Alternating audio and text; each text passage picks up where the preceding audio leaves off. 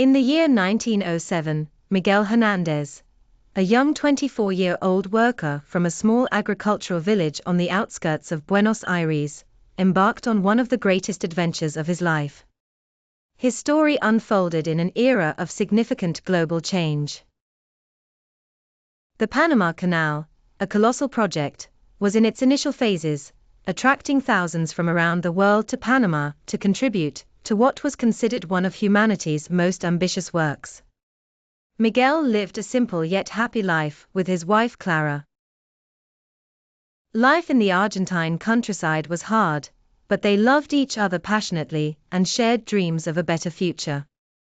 However, job opportunities in Argentina were limited, offering little prospect of progress.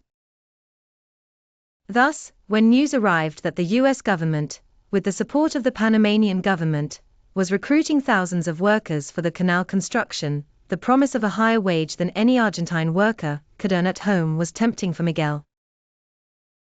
The young worker discussed the decision with Clara through endless nights of conversation. She implored him not to make a hasty decision. Her heart ached at the thought of separation, though Miguel promised a swift return to calm her fears. Despite Clara's tears, their parting became inevitable.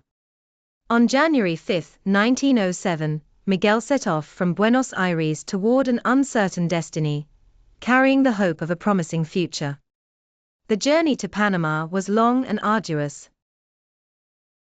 The ship stopped at several Central American ports, and each time he gazed at the horizon, his thoughts drifted to Clara. Upon arrival in Colon, he was led to the workers' camp near the canal, where a myriad of voices and foreign tongues filled the air. Though he spoke with an Argentine accent, Miguel felt part of a larger community bound by collective effort. The initial weeks were a nightmare.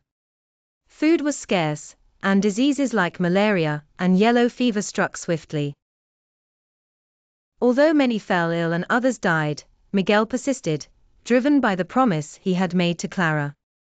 Though the work was grueling and hazardous, and the distance from Clara pained him, he found solace in the letters they exchanged. The letters served as a fragile bridge between them.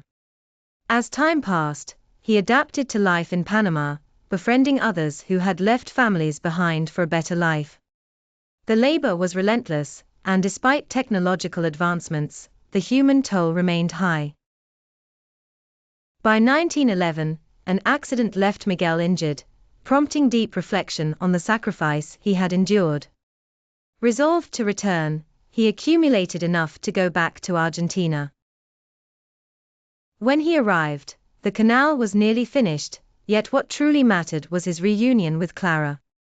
The love they shared had withstood time and distance, reminiscent of the canal that united them symbolically. Together, they watched news of the canal's completion, knowing their love had triumphed over adversity.